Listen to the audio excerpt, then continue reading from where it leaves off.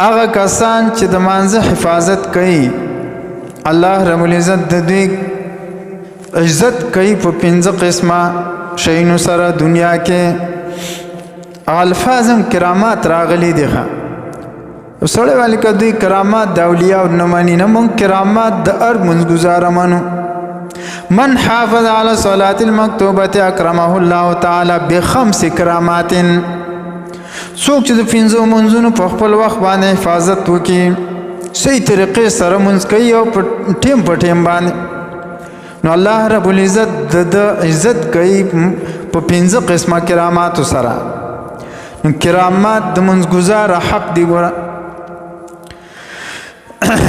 یو دا د چې يرفع عنه ضيق العيش د زندګۍ تنګوالی به د نه لرې کړي د باید سړی ژوند انتهایی تنګ روان وي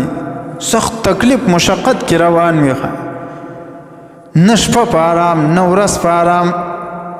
د مانځه کې فرق وي بل دا ده چې عذاب د قبر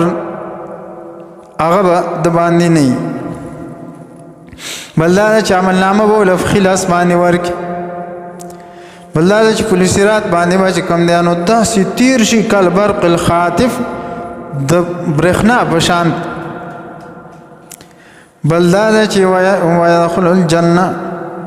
جنت ته به داخل شي بغیر حساب بې حساب و بې کتاب